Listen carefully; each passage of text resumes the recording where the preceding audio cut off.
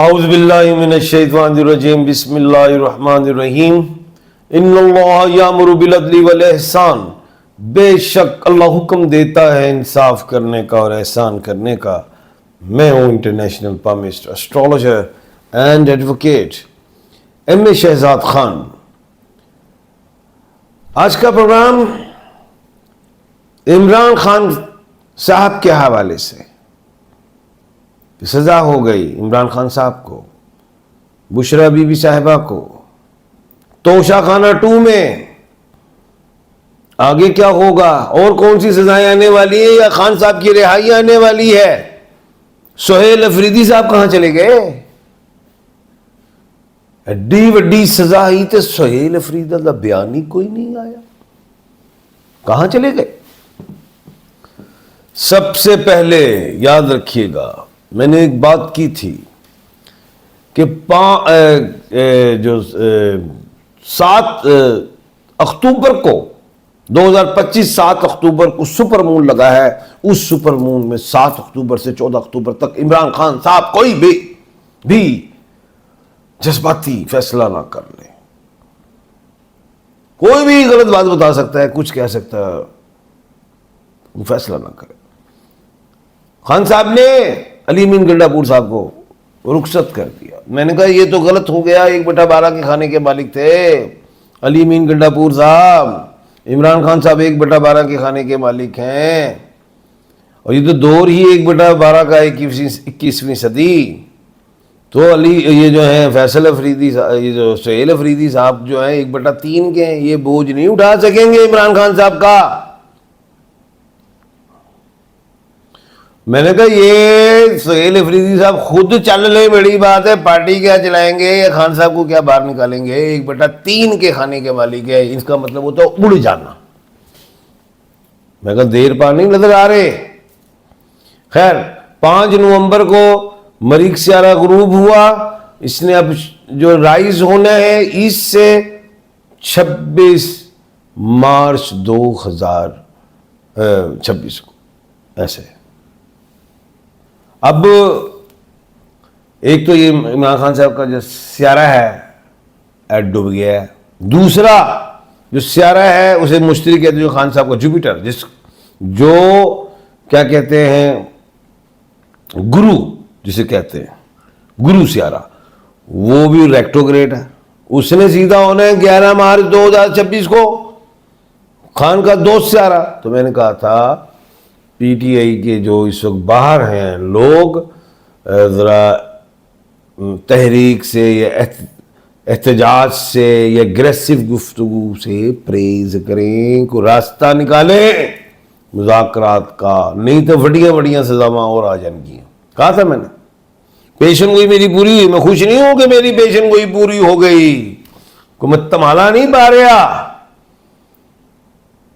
میں نے یہ کہا تھا کہ توشہ خانہ کی سزا یہ آنے والی ہے، یہ آنے لگی ہے، یہ آ گئی، وہ آ گئی، اور یہ بھی کہا تھا 10 سال یا 14 سال، اس سے زیادہ یہ کہا تھا، آپ دیکھیں پروگراموں میں وہی ہوا، 10 سال بھی آئی، 7 سال بھی آئی، اور اوپر سے بشرا بی بی صاحبہ وہ بھی گئیں، ان کے بھی ضمانت کے چانس ختم ہو گئے، وہ بھی بتاتا ہوں۔ اب کہا تھا میں نے، اب اچھا خان صاحب کو کوئی فرق نہیں پڑ رہا، خان صاحب پہ چاہے اور سزائیں ڈالو، چاہے 500 پرچے کر دو، خان صاحب تو ظاہر ہے جیل میں بیٹھے ہیں، وہ تو ادھر ہی ہیں۔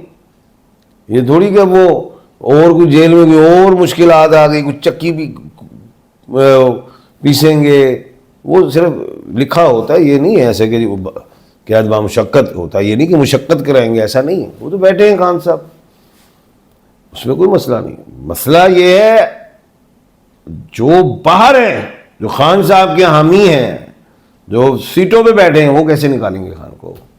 انہوں نے رستہ نکالنا ہے۔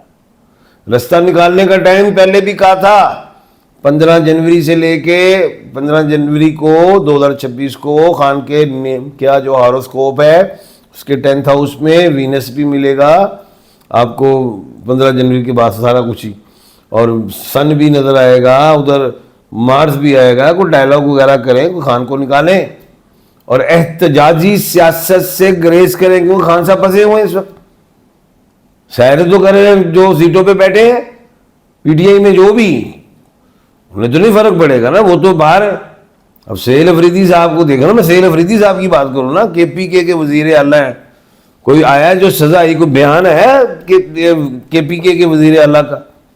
کہاں ہے؟ کوئی آیا بیان ان کا؟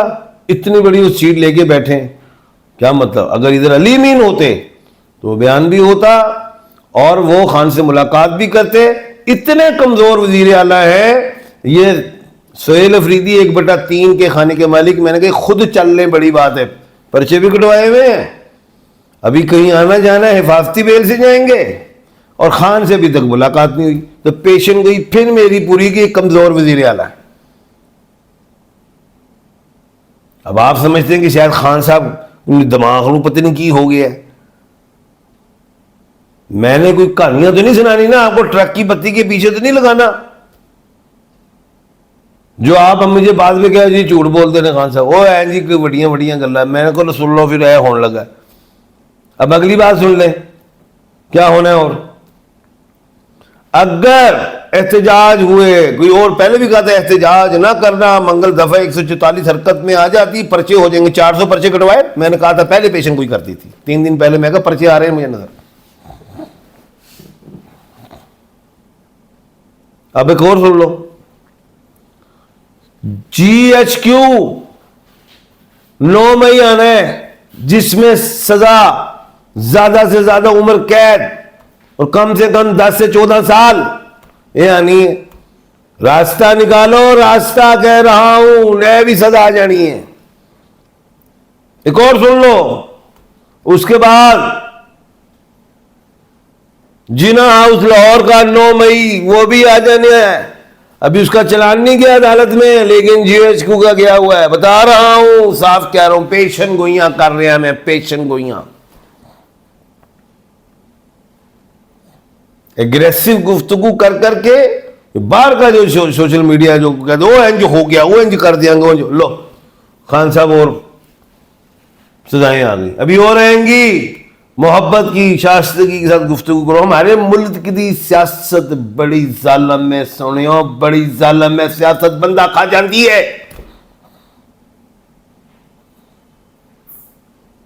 پیار نہ نکل آؤ، خان ابار کھڑ لو، پھر سیاستیں ہوتی رہیں گی، کرتے رہیں گے. خان نو کٹو. وہ یہی ہے، تحریک سے خان نہیں آئے گا. خان آئے گا تو مذاکرات سے آئے گا. اب ایک اور بات بتاتا ہوں آپ کو.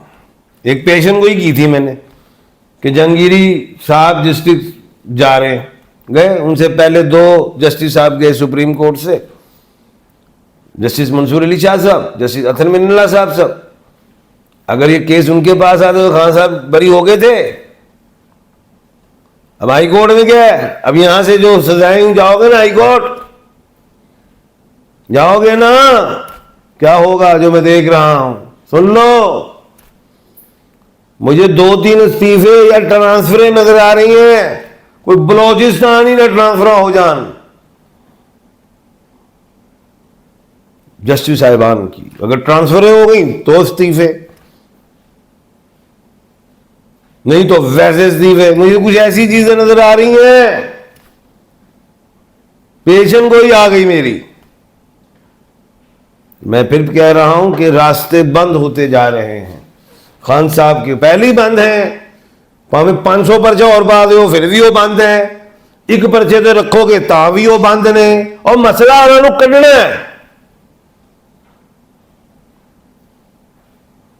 خان صاحب کو کوئی نہیں، وہ کہہ رہے ٹھیک ہے، وہ کہتے ہیں موت یا آزادی، شہادت یا جدوجہد، اس طرح کی بات. لیکن خان ایک سرمایہ ہے،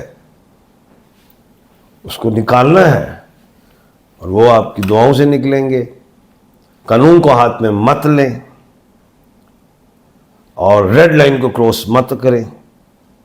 کچھ اہم لوگ، بہترین قسم کے لوگ جو 1/10 کے ہوں، 1/11 کے، 1/12 کے ہوں، جو خان کے ہوں، مذاکرات کریں طریقے سے، تو پھر خان آ سکتا ہے.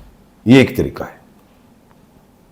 کل انشاءاللہ دوبارہ ملاقات ہوگی. اپنا اور اپنے ارد گرد کے لوگوں کا خیال رکھیے گا. مجھے دیجیے اجازت. اللہ حافظ.